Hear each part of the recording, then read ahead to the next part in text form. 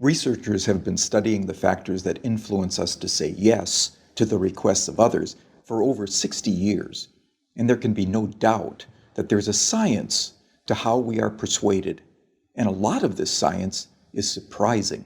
When making a decision, it would be nice to think that people consider all the available information in order to guide their thinking, but the reality is very often different. In the increasingly overloaded lives we lead, more than ever, we need shortcuts or rules of thumb to guide our decision-making. My own research has identified just 6 of these shortcuts as universals that guide human behavior. They are reciprocity, scarcity, authority, consistency, liking, and consensus. Understanding these shortcuts and employing them in an ethical manner can significantly increase the chances that someone will be persuaded by your request. Let's take a closer look at each in turn. So, the first universal principle of influence is reciprocity. Simply put, people are obliged to give back to others the form of behavior, gift, or service that they have received first. If a friend invites you to their party, there's an obligation for you to invite them to a future party you are hosting. If a colleague does you a favor, then you owe that colleague a favor. And in the context of a social obligation, people are more likely to say yes to those that they owe. One of the best demonstrations of the principle of reciprocation comes from a series of studies conducted in restaurants. So the last time you visit a restaurant, there's a good chance that the waiter or waitress will have given you a gift, probably at about the same time that they bring your bill. A liqueur perhaps, or a fortune cookie, or perhaps a simple mint.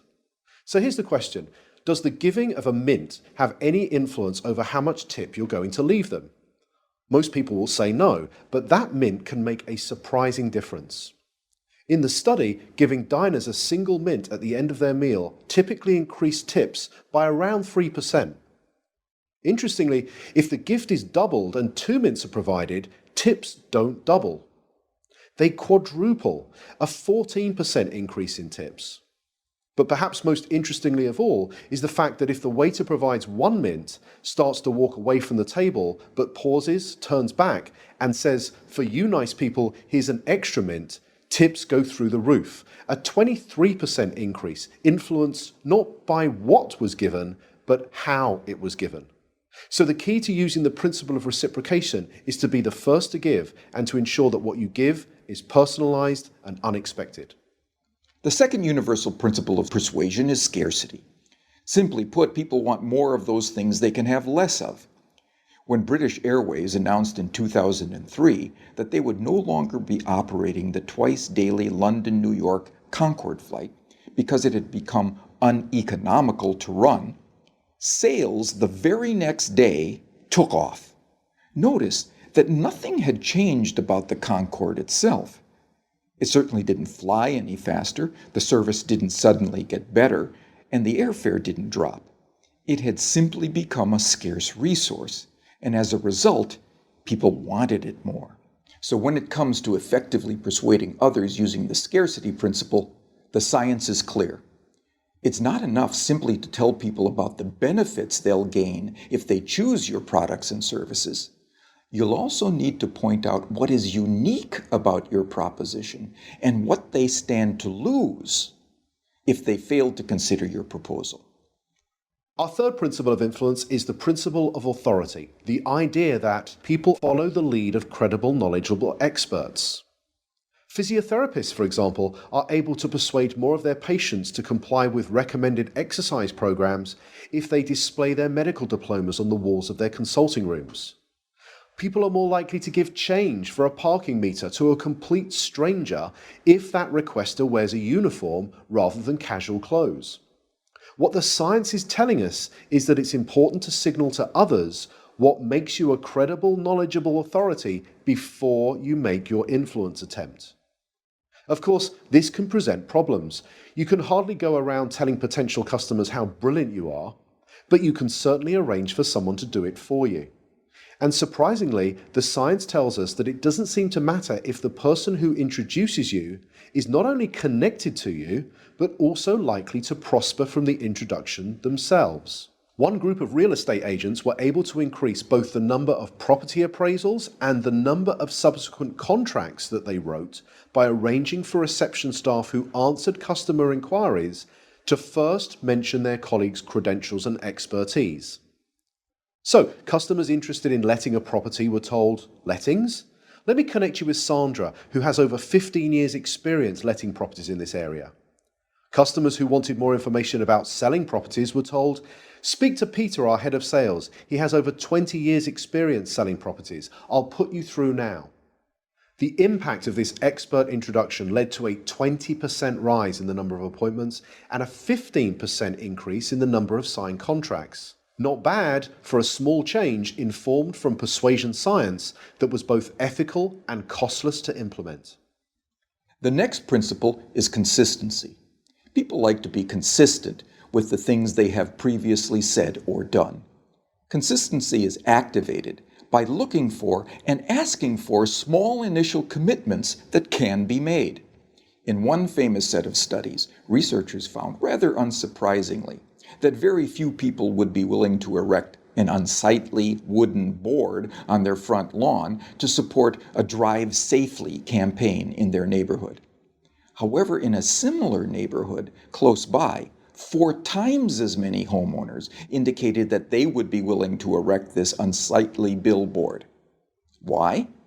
Because 10 days previously, they had agreed to place a small postcard in the front window of their home that signaled their support for a Drive Safely campaign. That small card was the initial commitment that led to a 400% increase in a much bigger but still consistent change. So, when seeking to influence using the consistency principle, the detective of influence looks for voluntary, active, and public commitments, and ideally gets those commitments in writing.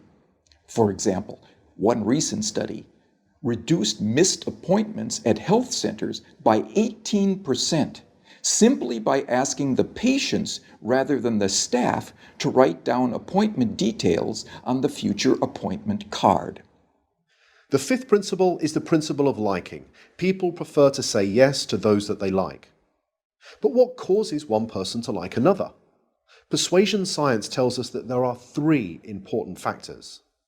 We like people who are similar to us, we like people who pay us compliments, and we like people who cooperate with us towards mutual goals.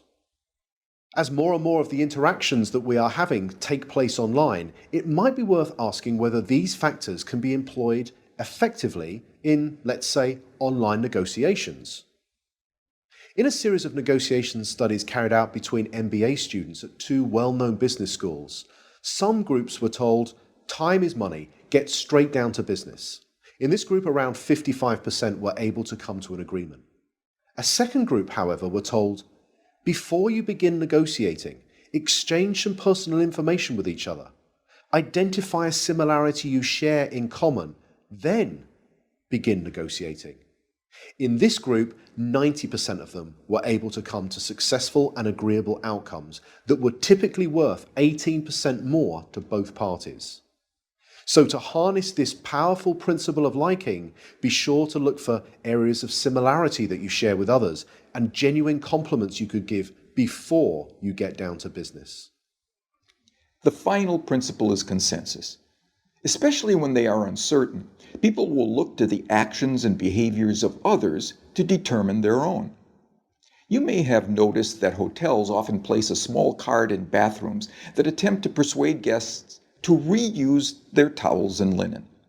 Most do this by drawing a guest's attention to the benefits that reuse can have on environmental protection. It turns out that this is a pretty effective strategy, leading to around 35% compliance. But could there be an even more effective way? Well, it turns out that about 75% of people who check into a hotel for 4 nights or longer will reuse their towels at some point during their stay. So what would happen if we took a lesson from the principle of consensus and simply included that information on the cards and said that 75% of our guests reuse their towels at some time during their stay, so please do so as well. It turns out that when we do this, towel reuse rises by 26%. Now imagine the next time you stay in a hotel, you saw one of these signs. You picked it up and you read the following message. 75% of people who have stayed in this room have reused their towel. What would you think? Well, here's what you might think. I hope they're not the same towels. And like most people, you'd probably think that this sign will have no influence on your behavior whatsoever. But it turns out that changing just a few words on a sign to honestly point out what comparable previous guests have done was the single most effective message, leading to a 33% increase in reuse. So, the science is telling us that rather than relying on our own ability to persuade others, we can point to what many others are already doing, especially many similar others. So there we have it, 6 scientifically validated principles of persuasion that provide for small, practical, often costless changes that can lead to big differences in your ability to influence and persuade others in an entirely ethical way. They are the secrets from the science of persuasion.